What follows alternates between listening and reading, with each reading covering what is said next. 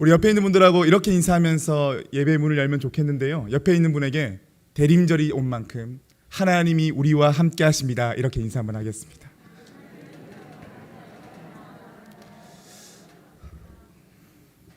지금 우리가 대림절을 보내고 있지요. 대림절은 여러분들 잘 아시는 것처럼 예수님께서 이 땅 가운데 오셨다라는 것을 기억하고요. 또 예수님께서 다시 오실 것을 기다리는 절기가 바로 이 대림절입니다. 예수님의 탄생에 대한 에피소드들을 많이들 아실 겁니다. 하나님께서 천사를 통해서 마리아에게 너를 통하여 나의 아들 예수 그리스도를 낳게 될 것이다 라고 하는 수태고지 사건도 있었고요. 예수님께서 구유에 태어나셨다라고 하는 것, 또 동방박사들이 별을 따라 갔더니 거기에 예수님이 탄생했다라고 하는 여러 에피소드들이 있습니다. 이런 에피소드들 참 중요합니다. 왜냐하면 신앙생활을 해감에 있어서 하나님이 우리의 인생을 어떻게 돌보시고 챙기시는지를 구체적인 사건으로 우리가 마주할 수 있기 때문이죠. 하나님의 아들 예수님의 탄생이 인간 세계 속에 이루어졌다라고 하는 중요한 흔적이 이런 에피소드들이 됩니다. 그런데요, 성경은요 참 재밌게도 예수님의 탄생 때에 일어난 에피소드를 먼저 소개하고 있지 않습니다. 다시 말하면요, 신약 성경의 첫 번째 성경이 마태복음인데, 이 마태복음은 예수님의 출생에 앞서서요 우리가 잘 알고 있는 이야기로 성탄의 이야기를 풀어가지 않습니다. 우리 아까 읽었던 마태복음 1장 1절 다시 한번 읽어볼까요? 아브라함과 다윗의 자손 예수 그리스도의 계보라. 아멘. 마태복음 1장은요 예수 그리스도의 계보라라고 말하면서 예수님의 탄생을 무엇으로 시작하는 거 보니 족보로 시작합니다. 이 족보가 뭐지요? 누가 누구를 낳았다의 연속 아닙니까? 그래서 족보를 읽는 건 참 어려운 일입니다. 그래서 우리도 성경을 읽다 보면 그렇지요. 족보가 나오는 때 보면 맨 처음에는 읽습니다. 아, 이런 인물들이 있구나 라고 읽지만 그 인물들의 나열이 계속되면 바로 다음 페이지 넘겨서 공감을 하시는군요. 저도 그랬던 게 있기 때문에 바로 활동장부터 들어가서 어떤 일들이 있었는지를 보게 되죠. 사실 좀 안타깝지만 족보는 우리에게 따분한 것으로 다가오기 마련입니다. 그런데 성경을 보면요 꽤 족보가 많이 등장합니다. 창세기 5장을 보면 아담의 족보 나오고 있고요. 창세기 10장 11장 말씀 보면 노아의 족보, 셈의 족보, 데라의 족보가 나옵니다. 그리고요 이스라엘이 바벨론 포로로 잡혀 들어갔다가 이제 이스라엘로 다시 돌아올 때, 즉 포로 귀환 공동체로 돌아오게 될 때 에스라가 포로 귀환 공동체를 이제 담당하게 되지요. 이때 썼던 교재가 바로 역대상하 교재인데요. 이 역대상하를 포로 귀환 공동체 이스라엘 백성들에게 알려줄 때 어떤 내용들을 먼저 알려줬는 거 보니 야 우리 이렇게 대단한 민족이야 라고 말하기보다 딱 이렇게 시작합니다. 역대상 1장 1절에서 4절까지의 말씀을 보겠습니다. 함께 읽어볼까요? 아담, 셋, 에노스, 게난, 마할랄렐, 야렛, 에녹, 무드셀라, 라멕, 노아, 셈, 함과 야벳은 조상들이라. 아멘. 포로귀환 공동체에게 무엇으로 하나님에 대해서 민족 정체성을 알려주고 있습니까? 족보로 알려주고 있습니다.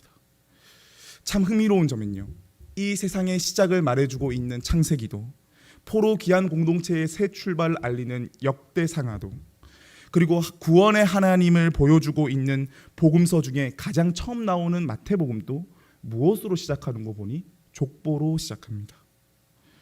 그러면 우리는 생각하게 됩니다.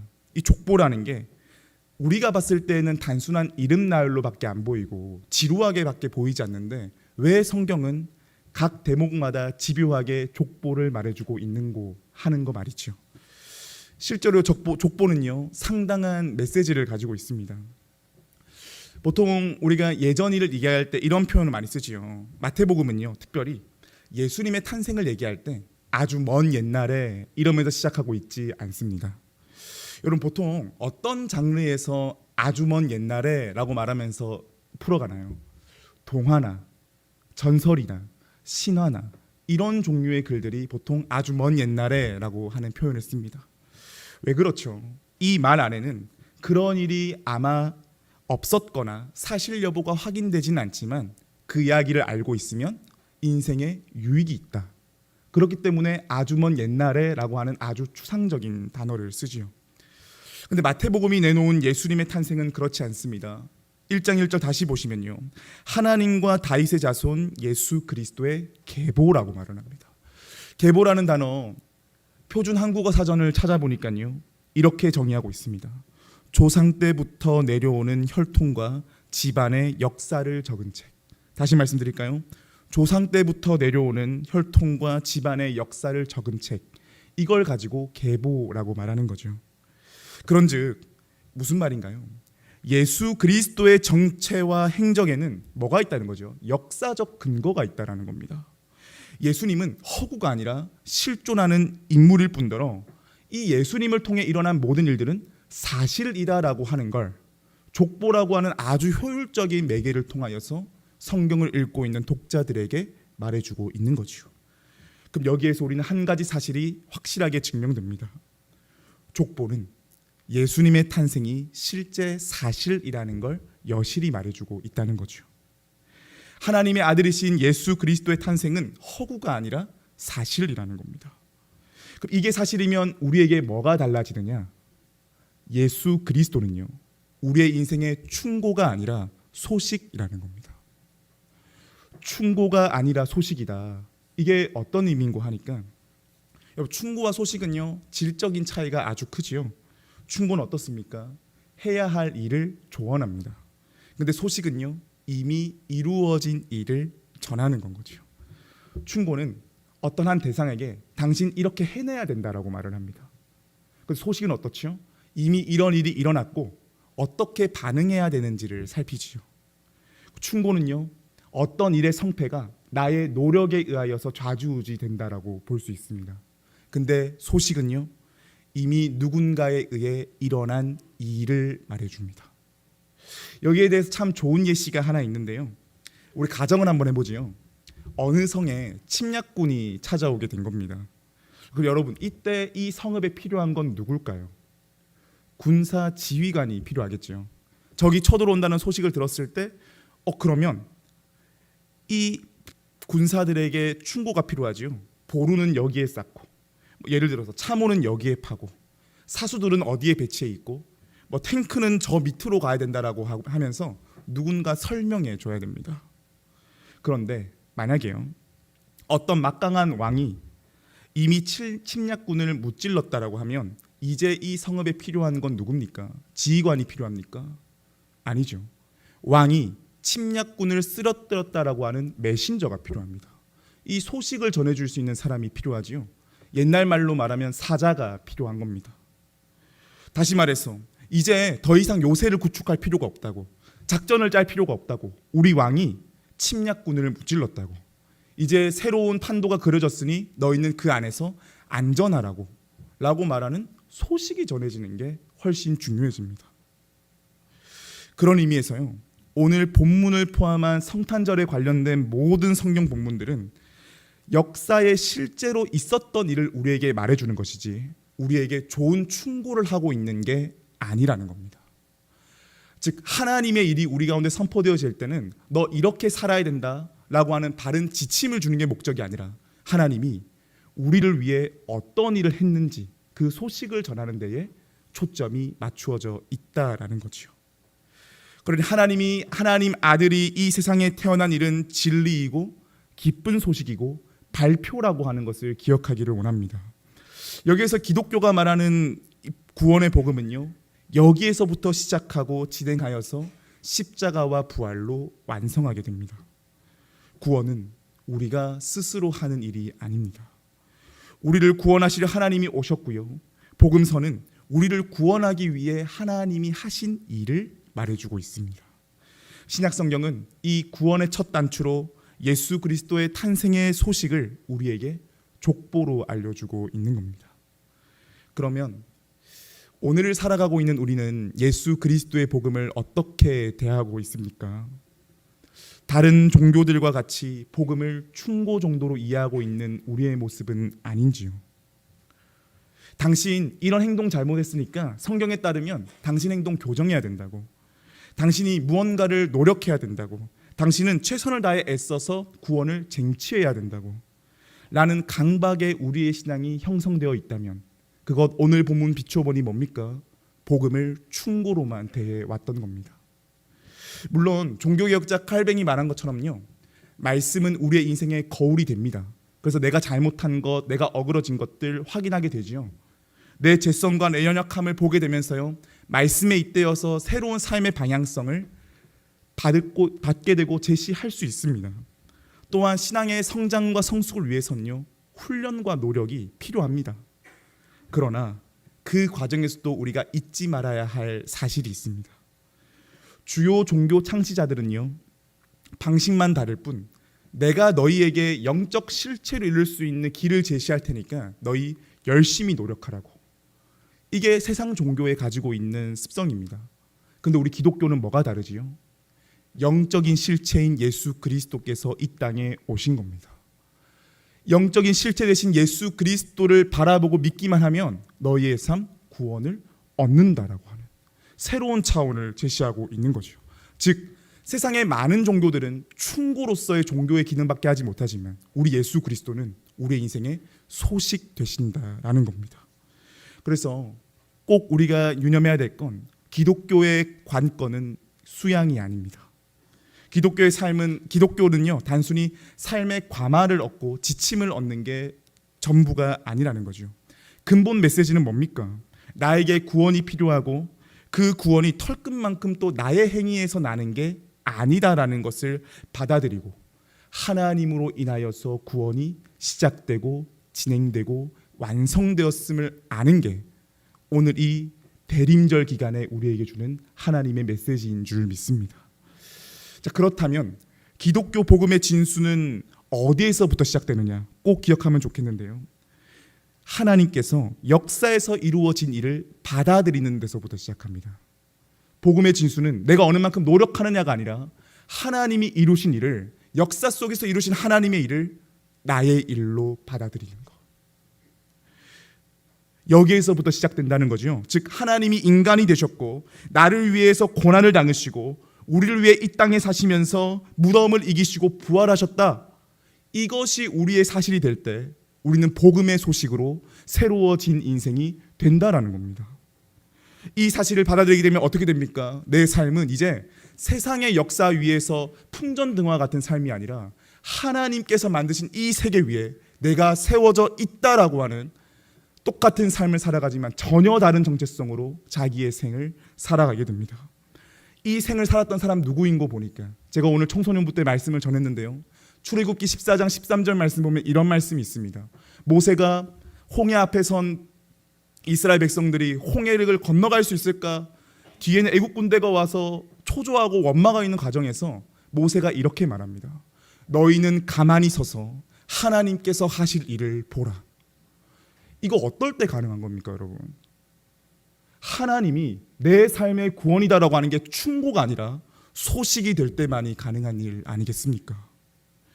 그래서 여러분 기억하기를 원합니다. 하나님께서 이 세상에 행하신 일을 있는 그대로 받아들이는 그 소식에서부터 우리의 삶은 새로워질 수 있습니다.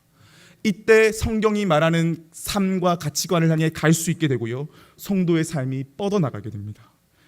그러니 그 첫 번째 근거로 신약 성경을 시작하자마자 우리 주님께서 예수 그리스도의 계보라 라고 말하는 족보 위에 우리의 인생을 올려놓은 것 아니겠습니까? 간절히 축복합니다. 예수 그리스도는 충고가 아니라 큰 기쁨의 소식임을 정면으로 받아들일 수 있는 우리 모두가 될 수 있기를 축복합니다. 말씀을 마무리하겠습니다. 성탄절에 대한 우리 예수님의 첫 단추는요, 어떤 에피소드를 풀어내기 전에 어떻게 시작했는고 보니 족보로 시작하셨습니다. 족보는 간단하게 말하면 오늘의 내 삶을 가능하게 한 증거이지요.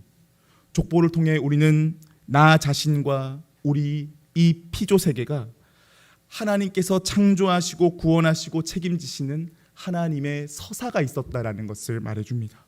그리고 이제 이 족보의 클라이막스에 바로 예수 그리스도가 계셨다는 걸 우리한테 명확하게 말해줍니다.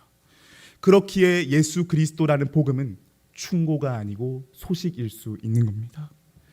충고는요, 여러 요인들에 의해서 변경되기도 하고 수정되기도 하고 때로는 폐기되기도 합니다. 근데 소식은요, 나에 의해서 좌지우지 되지 않습니다. 해가 동쪽에서부터 뜬다, 나에 의해서 좌지우지 되나요? 아니죠. 내가 이것을 부인한다 하더라도 해는 동쪽에서 뜹니다. 왜냐? 소식은 어쩔 수 없이 사람을 받아들이게 만드는 힘을 갖고 있고요, 그 소식 위에 삶을 세워가게 될 때 주님이 주시는 그 평안과 능력을 맛보게 되기 때문입니다. 이거는요, 하나님과의 나와의 관계에서도 마찬가지입니다. 우리가 일상을 살아가며 하나님께 늘 신실할 수가 있나요? 그렇지 않죠. 삶을 살아가는 구비구비마다 하나님을 불신하기도 하고요, 의심하기도 하고요, 때로는 내 안에 나를 헤집는 욕망과 상처라고 하는 들짐승이 내 마음을 막 헤집어놔서 하나님을 향해 아무것도 하고 싶지 않은 마음이 들 때도 있습니다. 깊은 무기력함에 빠질 때가 있지요. 그러다 보면 어느 순간 하나님과의 관계가 소원해지고 삶을 대하는 내 태도가 절망과 낭망일 수밖에 없을 때가 있습니다. 그런데 참 놀랍게도 하나님은 이런 내 상태에 좌지우지되거나 훼손당하지 않으신다는 겁니다. 하나님께서는 그리스도의 탄생을 족보를 통해 보이실 때요, 여러분, 우리가 다 읽지 못했지만 족보 내용을 한 명 한 명 인물들을 면면히 한번 보세요. 이 사람들 늘 하나님께 충성스러운 사람이었는가? 아니죠. 쓰러지고 넘어지고 하나님을 떠나기도 했던 사람들입니다. 그런데도요, 그리스도의 계보는 계속 이어집니다. 끊어진 적이 없습니다. 끊어질 것 같더라도 새 길을 내셔서 이 계보를 이어가십니다. 우리의 인생도 하나님 앞에 신실하지 못할 때가 있지 않습니까? 그런데 하나님의 구원 계획은 변경되거나 수정되지 않습니다. 깊은 수렁 속에 내 인생이 빠져 있다 할지라도 하나님께서는 능히 구원하실 수 있는 실력이 있다라고 하는 걸 족보를 통해 우리에게 말씀하고 있으십니다. 그렇다면 오늘 우리 눈앞에 있는 그리스도의 족보는요, 따분한 인물 나열이 아닌 건 거죠. 하나님은 단 한 번도 이 세계와 우리 자신을 포기한 적이 없다라고 하는 아주 살아있고 생동감 있는 증거라는 거죠. 그래서 여러분들 축복합니다. 내 삶의 지경들 속에 하나님이 보이지 않는다, 충분히 그럴 수 있죠. 그런데 그럴 때 오늘 이 족보 기억할 수 있기를 원합니다. 하나님은 단 한 번도 구원의 역사가 끊어진 적이 없다라는 것 말이죠. 그런데 여러분 오해하지는 마세요. 이 말은 하나님은 우리를 포기하지 않으니까 우리 하나님 떠나도 된다라고 하는 명분을 주는 게 아닙니다. 내가 하나님을 떠나려는 죄성보다도 하나님의 사랑이 더 크고 그 사랑이 한 사람과 인생과 인류를 덮으시는 넉넉한 사랑이라는 걸 우리한테 말해주고 있습니다. 사랑하는 여러분, 저와 여러분들은 오늘을 살아가며 어떤 마음으로 살아가고 계신지요? 이 성탄절이 설렘과 기쁨으로 안 다가오시는 분들 계실 겁니다. 예수께서 오셨다라고 하는 이 소식이 나에게는 무감동이고 그냥 왔구나라고 하는 시큰둥한 마음일 수 있습니다. 그런데 이런 우리의 마음 가운데서도 오늘 말씀은 분명하게 말해줍니다. 예수님은 우리의 인생에 충고로 오신 분이 아니라 소식으로 오셨다는 것 말이지요. 나를 부자유하게 하는 모든 것들로부터 참 자유하기 위해 소식으로 오셨다는 겁니다. 우리에게 실제로 오신 이 예수 그리스도를 소식으로 받아들이는 우리 모든 성도님들 될 수 있기를 원합니다. 그때 내가 꿈꾸고 바라는 이상보다도 하나님 백성이 가져다주는 설렘과 기쁨과 능력이 우리의 삶을 새롭게 하실 줄 믿습니다. 우리 주님 어떤 분이지요? 은혜 위에 은혜를 더하시는 분이십니다. 이 진리의 사실을 잘 기억하면서요, 이 대림절 기간 동안 우리는 우연히 태어난 존재가 아니라 그리스도의 계보 위에 세워진 존재임을 기억할 수 있기를 바랍니다. 그래서 이제는 더 이상 충고의 사람으로 살아가는 게 아니라 소식의 사람으로 살아갈 수 있는 우리 모두가 될 수 있기를 주님의 이름으로 축복합니다.